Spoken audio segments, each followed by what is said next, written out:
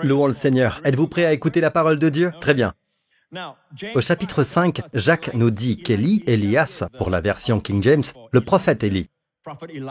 Élie était un homme de la même nature que nous. Il a prié avec insistance pour qu'il ne pleuve pas, et il n'est pas tombé de pluie sur la terre pendant 3 ans et 6 mois. En ce temps-là, Israël s'était insurgé contre Dieu. Israël s'était détourné de Dieu. Et le roi d'Israël d'alors était le roi Akab, l'époux de Jézabel. Et Jézabel était la grande prêtresse de Baal.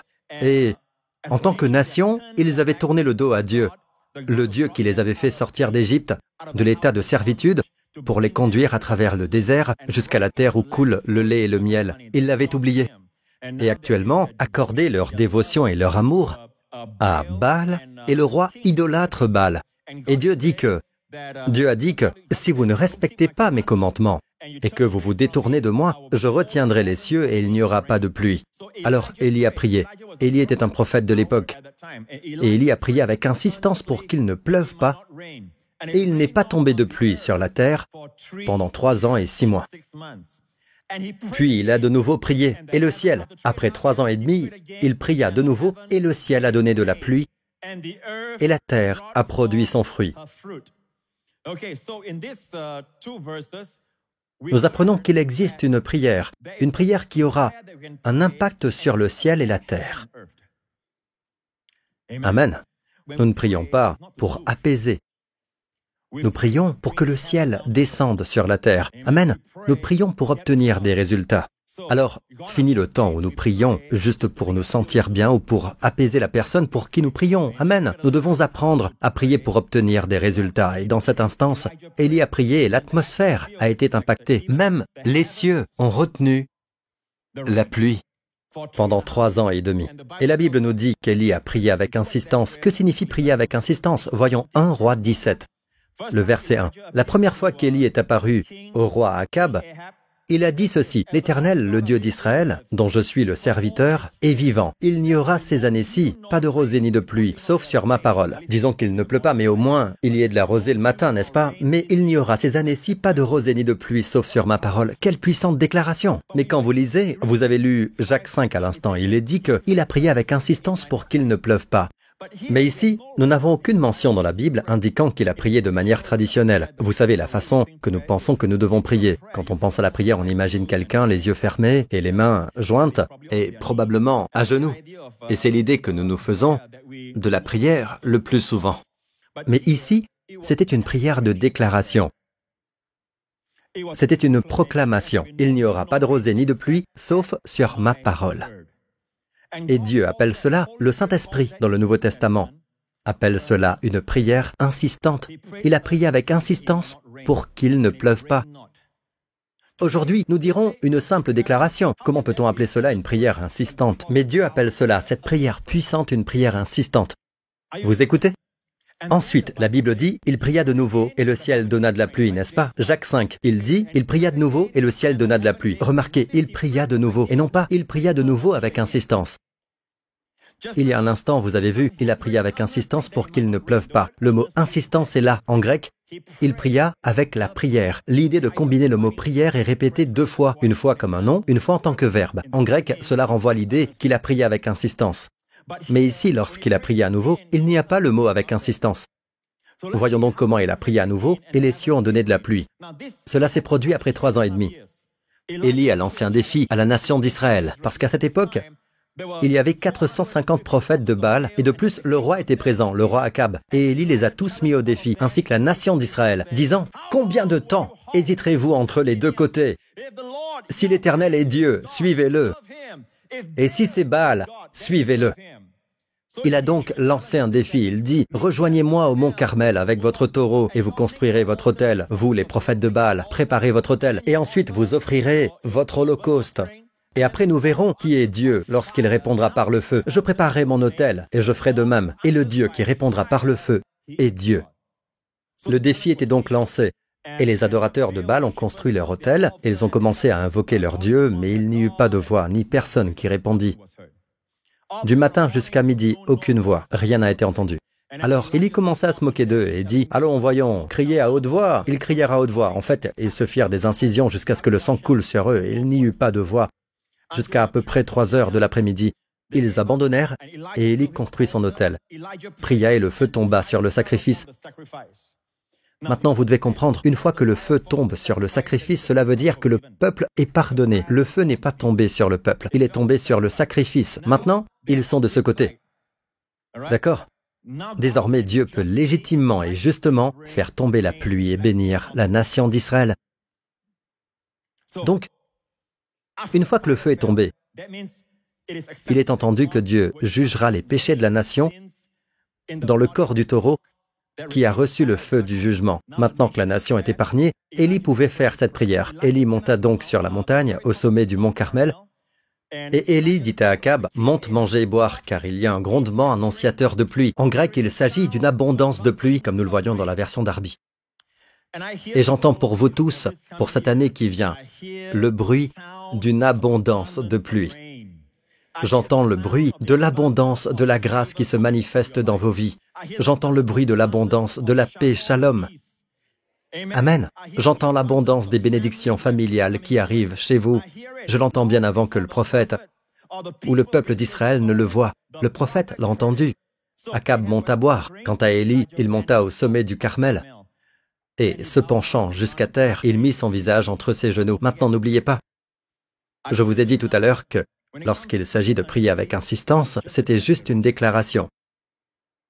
Mais quand il s'agit de prier à nouveau, il n'y avait pas de prière avec insistance. Il est dit simplement, puis il a de nouveau prié, et le ciel a donné de la pluie. Mais remarquez cette fois, il a prié de la façon que nous pensons que la prière devrait être, n'est-ce pas?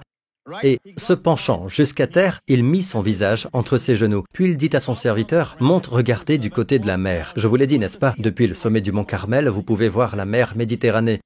Il dit à son serviteur, « Monte, monte et regarde si tu peux voir un nuage dans le ciel. » Pendant 3 ans et demi, il n'y avait même pas le moindre nuage dans le ciel. Il y avait la sécheresse, la famine pendant 3 ans et demi. Monte, regardez du côté de la mer. Le serviteur monta, regarda et dit, « Il n'y a rien. » Bien avant que vous voyiez quelque chose. Ceux qui sont en harmonie avec le Saint-Esprit entendront le bruit d'une abondance de pluie.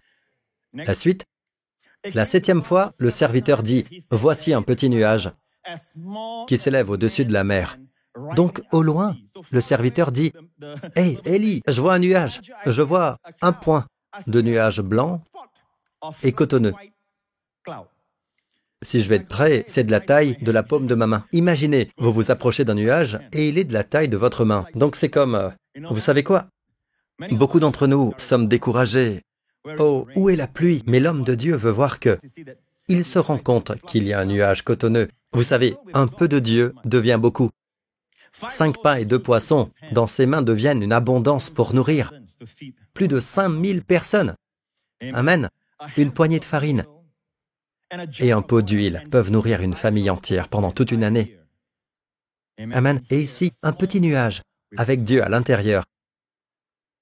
Amen. Apportera une tempête de pluie. Regardez ce qui s'est passé. Le serviteur dit, et je paraphrase, « Il y a un petit nuage de la taille de la paume de ma main. » Et il dit, « Monte, dire à Akab, attelle ton char et descends afin que la pluie ne puisse pas te retenir. » En quelques instants, le ciel devint noir de nuages. Le vent souffla. Israël n'a pas connu cela depuis 3 ans et demi.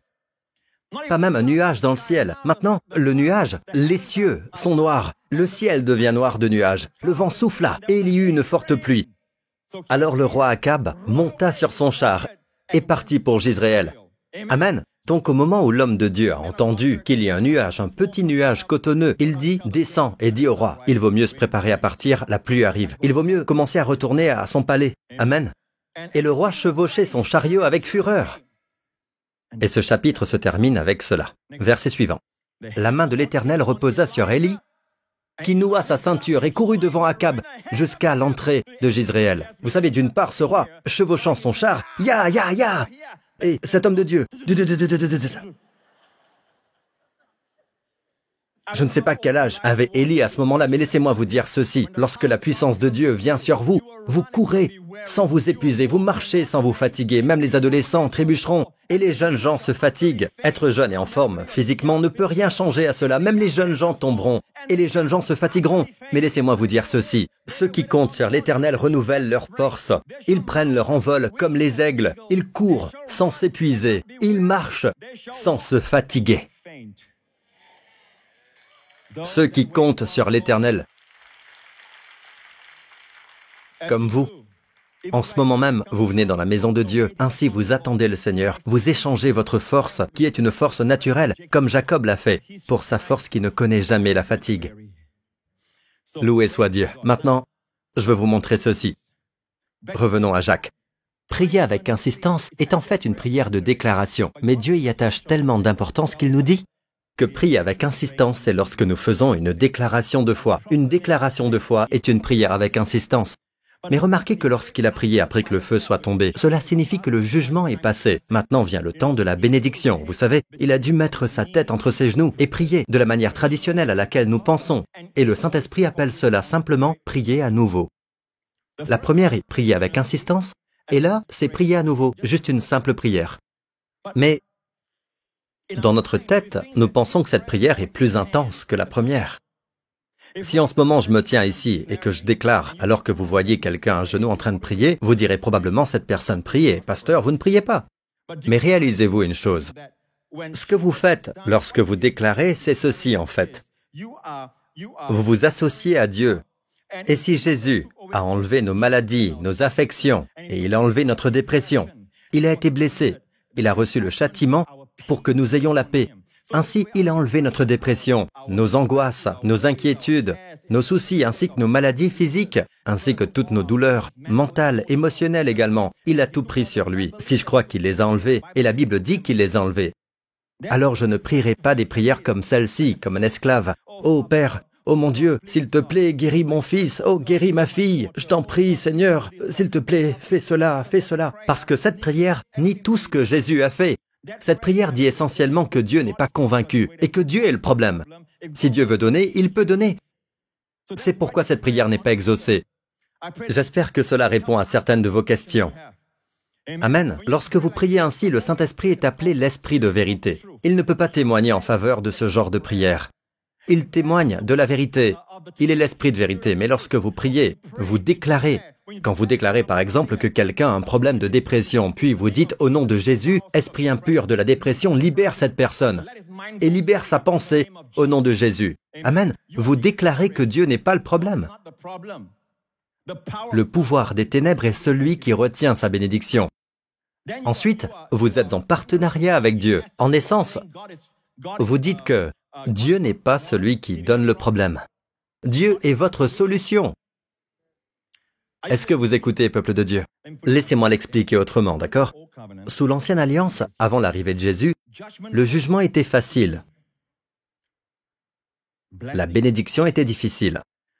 Remarquez, lorsqu'Élie a prononcé un jugement, pendant 3 ans et demi, il n'y aura ni pluie ni rosée. C'était facile. Pourquoi? Sous la loi, Dieu dit, si vous observez tous mes commandements, alors je vous bénirai. Mais tout signifie tout. Mais si vous ne respectez pas un seul, alors la malédiction s'abattra. Et c'est pourquoi ceux qui se targuent d'être dans le Seigneur ne se rendent pas compte combien la loi de Dieu est impressionnante.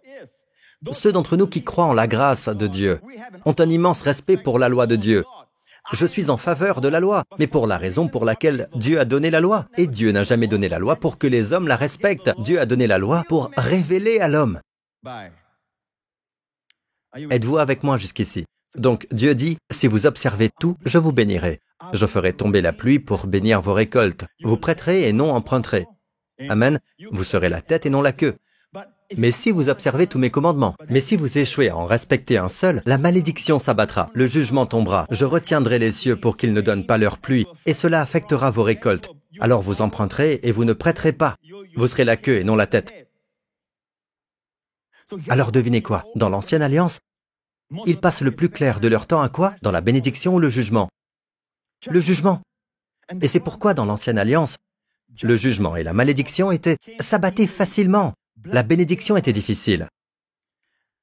Comprenez-vous pourquoi il était facile pour Élie, sous l'Ancienne Alliance, de dire qu'il n'y aurait ni rosée ni pluie, parce qu'il était en accord avec la parole de Dieu. La parole de Dieu dit, « Si vous vous détournez de moi, les cieux retiendront leur pluie. » Donc, Élie le savait, Élie l'a déclaré. C'est une prière insistante.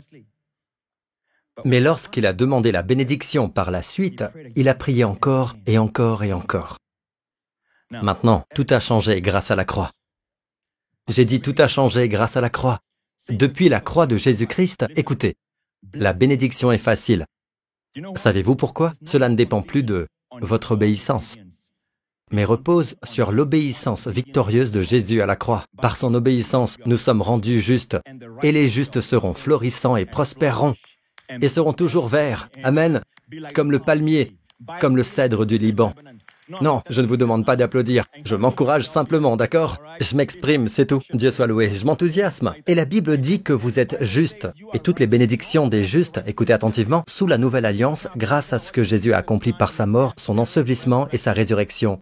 Tout a changé. Aujourd'hui, la bénédiction est facile. C'est pourquoi vous n'avez qu'à le déclarer.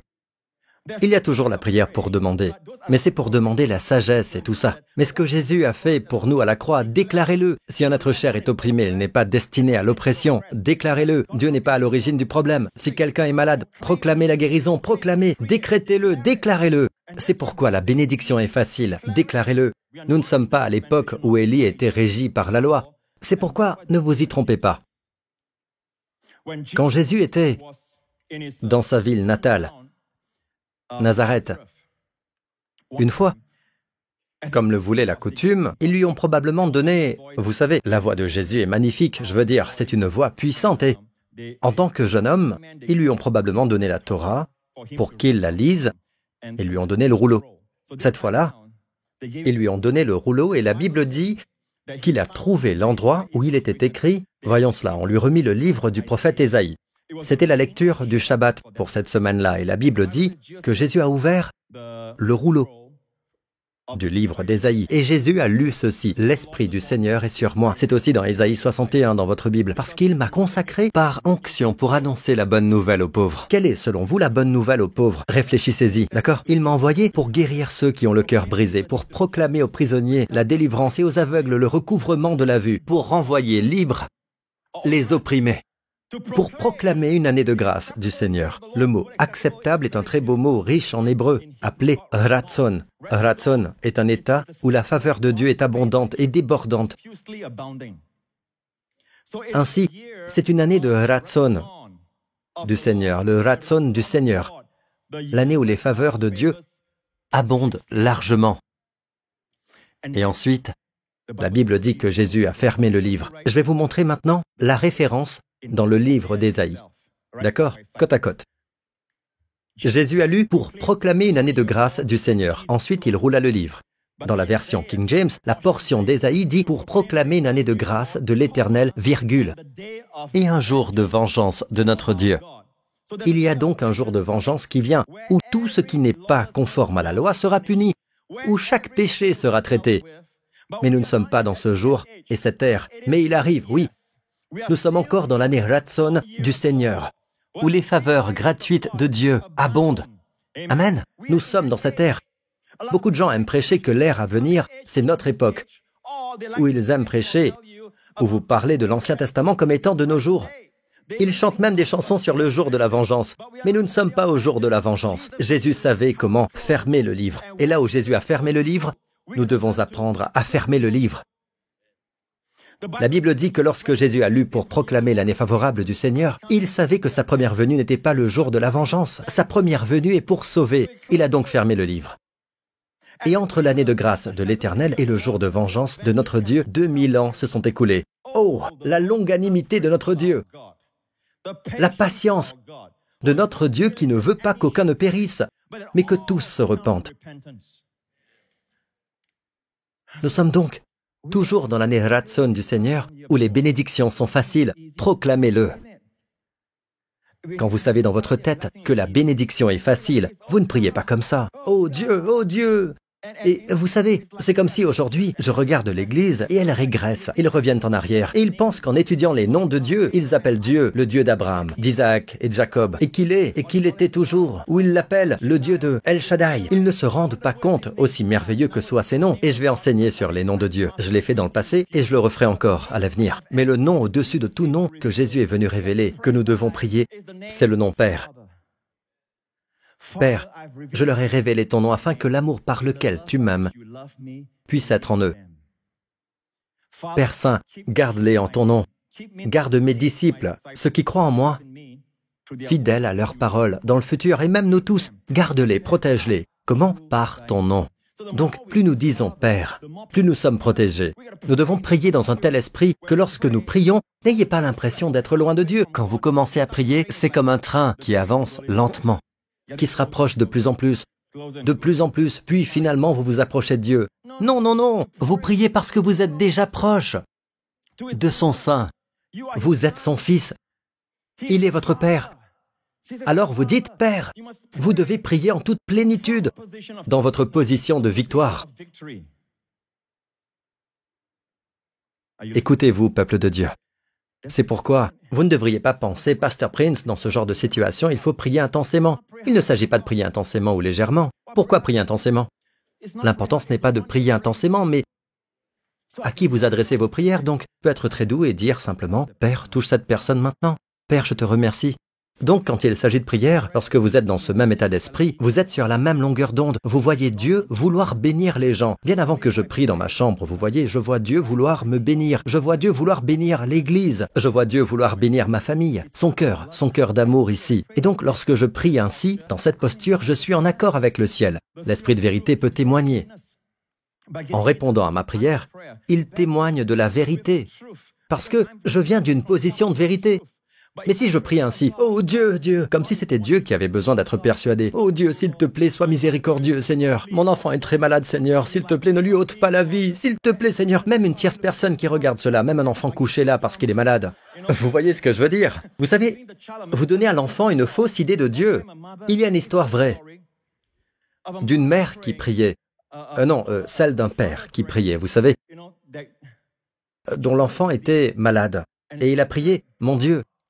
Et nous, parents, nous avons tous vécu une telle situation, car nous aimons tellement notre enfant. Et nous le voyons souffrir, pleurer et tout ça, et le papa a prié, « Si seulement tu pouvais renvoyer cette maladie sur moi. Laisse-moi la porter. » Et le Seigneur dit, le Seigneur le réprimanda en disant, « Ne sais-tu pas? J'ai fait cela. Jésus a porté nos maladies. » Donc, notre prière doit consister à le déclarer. « Sois guéri, fièvre, va-t'en au nom de Jésus. » Goitre, meurs au nom de Jésus. Amen. Sois guéri au nom de Jésus. Mais Pasteur Prince, j'ai déjà déclaré auparavant, mais rien ne s'est passé. Alors Jésus vous a conseillé dans Luc 17. Les apôtres dirent au Seigneur, augmente notre foi. Quelle est la demande? Augmente notre foi. La réponse de Jésus est la suivante. Le Seigneur dit, si vous aviez de la foi comme un grain de moutarde. Quelle est la demande? La demande était la suivante. Seigneur, augmente notre foi. La réponse de Jésus était, si vous avez de la foi comme un grain de moutarde, vous direz. En d'autres termes, peu importe si vous avez une petite foi, la graine de moutarde est la plus petite de toutes les graines. D'accord? Et qu'a dit Jésus? Ce qui compte, ce n'est pas la dimension de votre foi. Une fois que vous avez la foi, même si elle est petite, commencez à dire. Commencez à dire quoi? Au mûrier, déracine-toi et va te planter dans la mer, et il vous obéirait. Mais pasteur, je l'ai déjà dit une fois. Le problème est toujours là. Bon, écoutez. En grec, si vous avez la foi comme une graine de moutarde, vous pouviez dire à ce mûrier. Le verbe « dire » est à l'imparfait. Vous savez que le passé composé signifie « une fois pour toutes », alors que l'imparfait signifie que l'action continue. Continuez à dire. Jésus a littéralement dit « continuez à dire ». Votre problème est que le mûrier ici est en fait le mûrier noir, un figuier qui, en Israël, a un tronc très solide et ses racines vont en profondeur. Même lorsque vous vous éloignez, vous le voyez toujours sortant de terre. Il est très enraciné, et pourtant il peut être déraciné par une foi aussi petite qu'une graine de moutarde. Je vous en ai déjà parlé. La dernière fois, sur mon dos, j'avais comme une carte de l'Australie. Parce que je transpirais beaucoup en faisant du sport. J'avais une carte de l'Australie, ça ressemblait presque à l'Australie, quoi. Et la Tasmanie était en dessous. Et je me souviens, quand j'ai appris cette vérité, j'ai parlé à mon affection de la peau, que tu sois arraché par tes racines et jeté dans la mer. Et j'imaginais, pardonnez-moi ceux qui habitent à Marine Parade, j'imaginais la mer de Marine Parade. Jeté dans la mer. J'ai utilisé littéralement les mots de Jésus, soit déraciné, affection de la peau et jeté dans la mer au nom de Jésus. Quelques temps se sont écoulés, j'ai oublié combien de semaines passèrent. Un jour, alors que je me rasais ou me brossais les dents, j'ai entendu une voix, j'étais torse nu et j'ai entendu une voix intérieure me dire « Regarde ton affection cutanée ». Cela faisait un moment que je n'y avais pas jeté un œil, mais je prononçais les mots. À chaque fois que je prenais mon bain, je le disais. J'ai regardé derrière moi et elle était partie. Comment cela s'est produit? Je ne sais pas. Quand cela s'est produit? Je ne le sais pas. Tout ce que je peux dire, c'est qu'elle se trouve quelque part à Marine Parade. Vous tous, si vous allez plonger, vous verrez la carte de l'Australie. Jésus a littéralement dit « continuez à dire », parce qu'un roi, voyez-vous, vous reconnaissez que vous n'êtes plus une personne attachée à la terre, vous êtes assis avec Christ, parce qu'un roi décrète, même lorsque vous priez normalement, une prière normale, traditionnelle, décrétez dans votre prière. Même lorsqu'il s'agit de maladie, lorsqu'il s'agit du pouvoir des ténèbres, ne demandez pas à Dieu de s'en occuper, décrétez. Parfois, une prière de demande est incorrecte. Par exemple, lorsque Moïse a crié à Dieu, la mer Rouge était devant lui, et les armées égyptiennes étaient en marche derrière eux, et il a crié à Dieu, « Dieu, à l'aide !» Et Dieu dit, « Pourquoi ces cris ?» Étrange, non? Qu'est-ce que tu as dans ta main? La verge. Pour nous, c'est le nom de Jésus. Utilise-le. Et Moïse a pointé, et vous savez ce qui s'est passé. Dieu a ouvert la mer Rouge. Donc, nous avons l'autorité, mais nous crions à lui. Imaginez un officier, d'accord? Avec son uniforme d'officier et tout ça. De la main, il veut faire arrêter un camion de 3 tonnes. Imaginez, il lève la main, mais le camion de 3 tonnes passe quand même. À nouveau, il lève la main, un autre camion de 3 tonnes passe. Vous savez, le gros camion qui passe. Est-ce qu'il appelle son bureau et dit, « Hé, patron, monsieur, ils veulent pas s'arrêter. » Non, vous ne faites pas ça. Vous utilisez votre autorité, d'accord? Vous vous tenez au milieu. Soit il vous écrase, ou... mais vous utilisez votre autorité, d'accord? Amen. Vous n'appelez pas votre bureau, vous perdriez votre emploi, ou vous serez réprimandé, non? Amen. Et c'est le problème, quand Dieu regarde en bas, c'est l'image que nous renvoyons. D'accord? Maintenant, je veux conclure avec cette histoire étonnante d'Élie. Revenons à l'histoire d'Élie et au défi. Élie dit au prophète de Baal, « Choisissez pour vous l'un des taureaux et préparez-le les premiers, puisque vous êtes les plus nombreux. Ensuite, faites appel au nom de votre Dieu, mais n'allumez pas le feu. » Ils prirent le taureau qu'on leur donna et le préparèrent. Puis ils firent appel au nom de Baal depuis le matin jusqu'à midi en disant « Baal, réponds-nous » Mais il n'y eut ni voix ni réponse, même s'ils sautaient devant l'autel qu'ils avaient érigé. À midi, Élie se moqua d'eux et dit « Donc ils avaient prié du matin jusqu'à midi, aucune voix. Aucun feu n'est venu du ciel. » Et Élie dit « Criez à haute voix, puisqu'il est Dieu, il doit être en train de penser à quelque chose. Ou bien il est occupé. Ou encore en voyage. Peut-être même qu'il dort et qu'il va se réveiller. » Ils crièrent à haute voix et, conformément à leur coutume, ils se firent des incisions avec des épées et avec des lances jusqu'à ce que le sang coule sur eux. Lorsque midi fut passé, ils prophétisèrent jusqu'au moment de la présentation de l'offrande. Mais il n'y eut ni voix ni réponse, ni signe d'attention. La dernière partie, personne ne prêta attention, très intéressant. Élie dit alors à tout le peuple, « Approchez-vous de moi. » Tout le peuple s'approcha de lui. Maintenant, je vais vous dire quelque chose, d'accord? C'est une chose pour Dieu de juger le péché. Mais si Dieu jugeait le péché, comment pourrait-il gagner notre affection? Dieu était confronté à un dilemme dans ce sens. Dieu devait non seulement juger le péché, car Dieu ne peut pas nous pardonner en toute justice s'il n'a pas jugé nos péchés.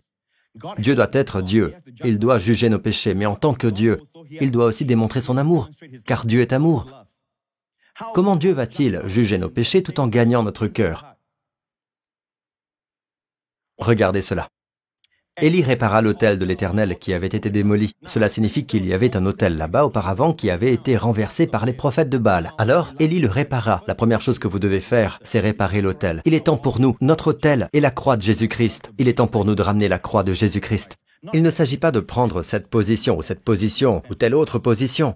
Prenez position pour la croix. La croix est le symbole que Dieu aime le monde et que Christ est mort pour nos péchés. Et la Bible dit, il prit 12 pierres. Dites 12 pierres. Regardez ceci, d'après le nombre des tribus issues des fils de Jacob, à qui la parole de l'Éternel était venue en disant « Tu t'appelleras Israël ». Avec ces pierres, il reconstruisit un autel au nom de l'Éternel.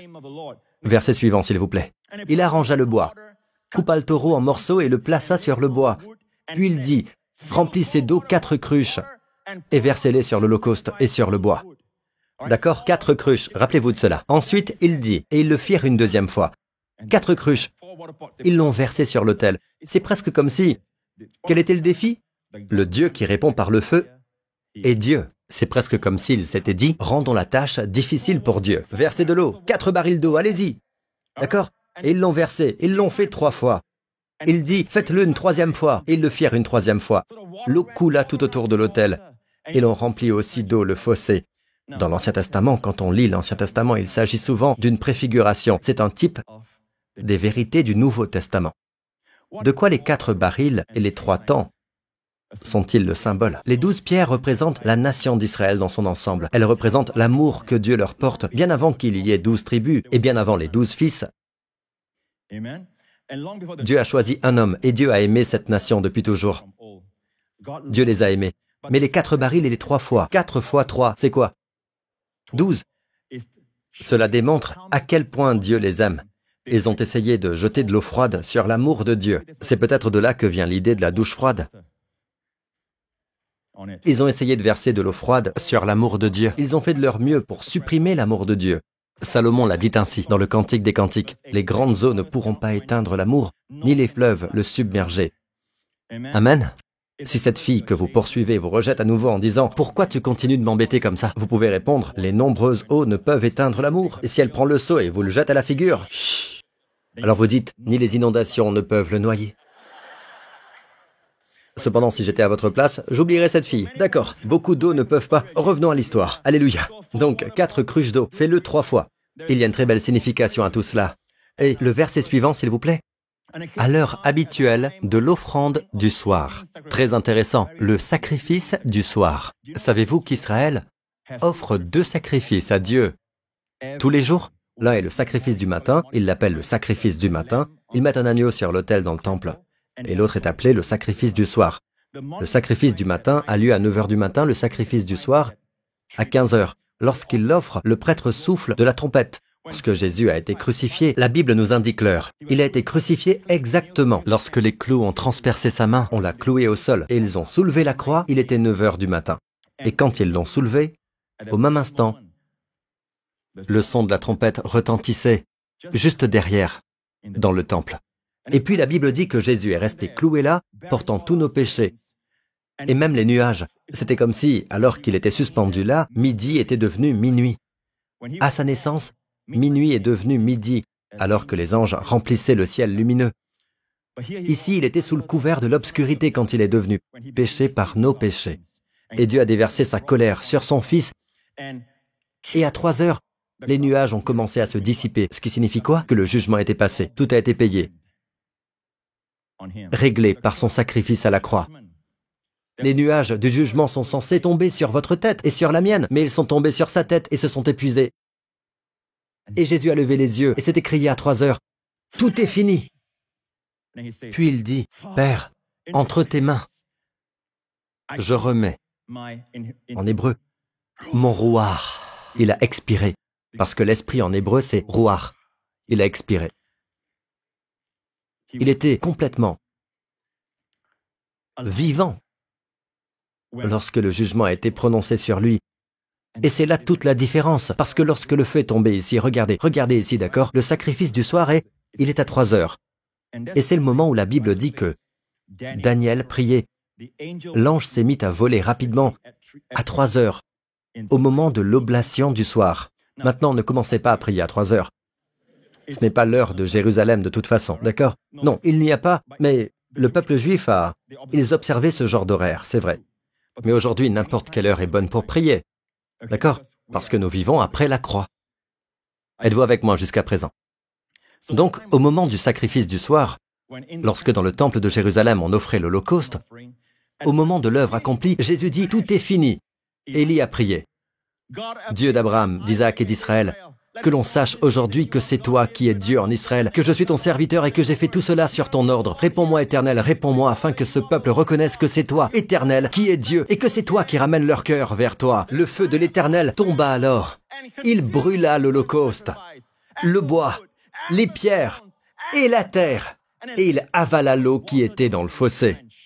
Quand ils virent cela, tous les membres du peuple tombèrent le visage contre terre et dirent « C'est l'Éternel qui est Dieu! C'est l'Éternel qui est Dieu! Il est Elohim, le Seigneur, il est Dieu! Le Seigneur, il est Dieu! » Non seulement la justice de Dieu a trouvé le moyen de satisfaire la justice, car le jugement était né, mais il a aussi trouvé un moyen de gagner le cœur de la nation. Et dans tout ça, remarquez que le feu est tombé sur le sacrifice et non sur la nation. Pas sur la nation coupable, pas sur vous et moi qui sommes coupables, mais sur le sacrifice. Et la nation est épargnée. Vous et moi sommes épargnés. Nous sommes libres.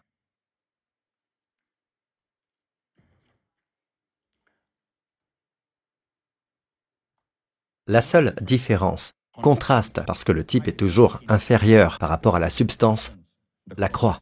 C'est un type de la croix. La seule différence est ceci. Au Carmel, le feu du jugement de Dieu a consumé l'Holocauste. Le feu a consumé non seulement l'Holocauste, mais aussi les 12 pierres et tout cela. Tout a disparu. Il y a certains d'entre vous qui vont au mont Carmel. Je vous vois marcher autour à la recherche des pierres. Elles ne sont pas là. Allez lire votre Bible et voyez ce qui s'est passé. Tout fut consumé. Mais au Carmel, le feu du jugement a consommé l'Holocauste. Au Calvaire, le sacrifice a consumé le jugement. Et c'était crié, c'est fini. Le jugement était achevé, épuisé dans son corps. Mais il était encore vivant pour crier, c'est fini. Le sacrifice est maintenant plus grand que le jugement.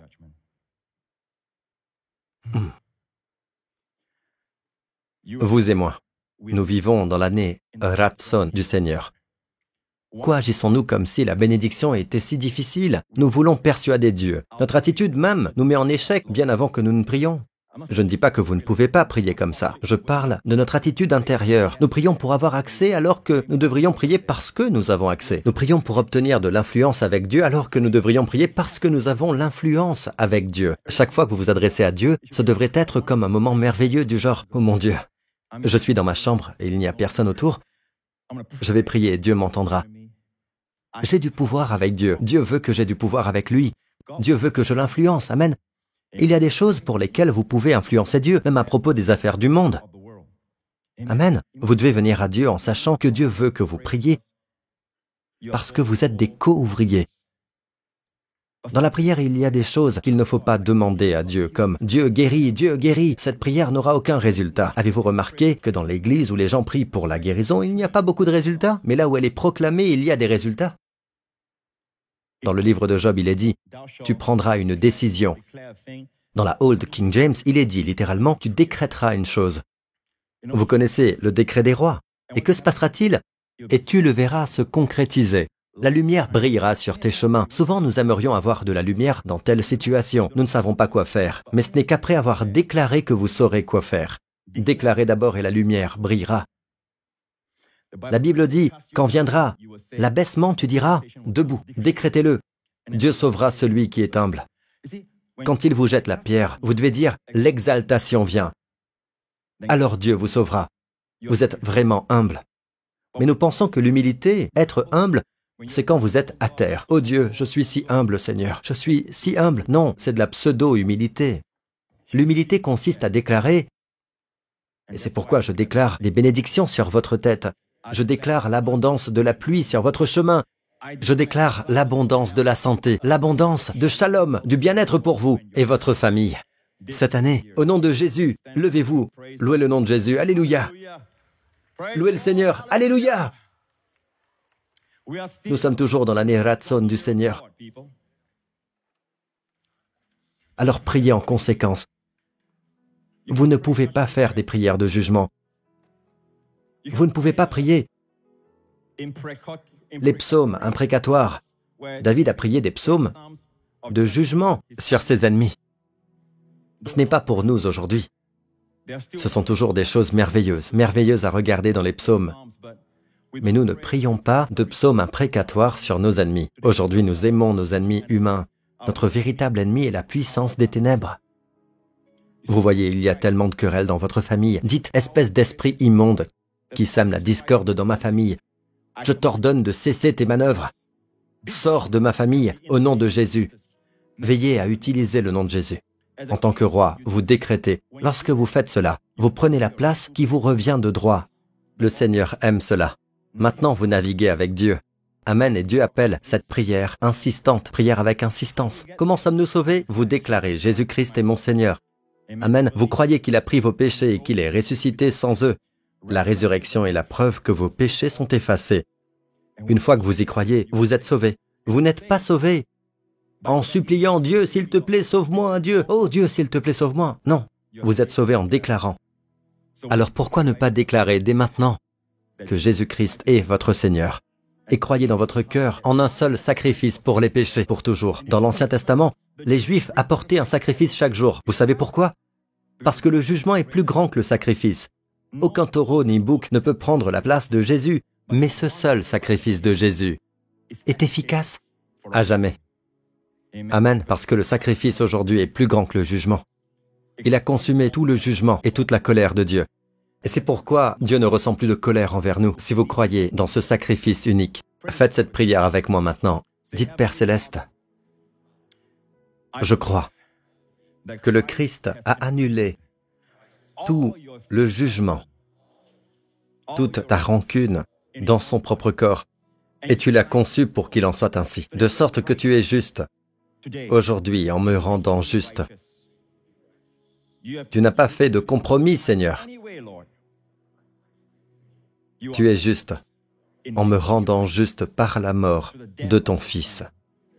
Et tu l'as ressuscité d'entre les morts, sans mes péchés.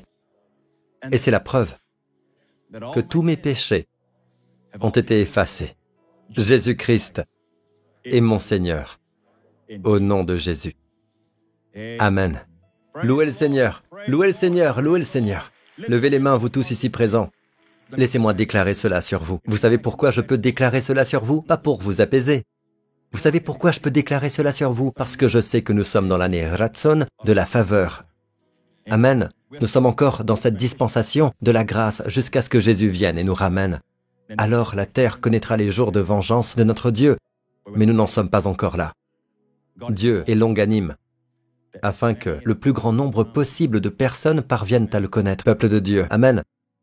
Tous ceux qui nous regardent en ce moment, que le Seigneur vous bénisse, vous et vos familles. Cette semaine, puissiez-vous être arrosés des bénédictions de Dieu. Que Dieu fasse tomber des pluies de bénédictions sur vous et vos proches. Tout au long de cette semaine, puissiez-vous faire l'expérience concrète des bénédictions de Dieu qui se manifesteront cette semaine. Que le Seigneur vous sourie, vous soit favorable, et que le Seigneur lui-même vous garde, vous préserve. Au nom de Jésus, je déclare que le Seigneur vous préserve de tout mal, tout au long de cette semaine, de tout mal, de tout danger, de toute infection, de toute puissance des ténèbres, par le sang de son Fils, au nom du Seigneur Jésus-Christ. Le Seigneur vous sourit et vous accorde son shalom, sa paix, la plénitude et le bien-être dans chaque partie de votre être, dans chaque partie de votre corps, au nom de Jésus. Et le peuple de Dieu dit, Amen. Que Dieu vous bénisse. À très vite.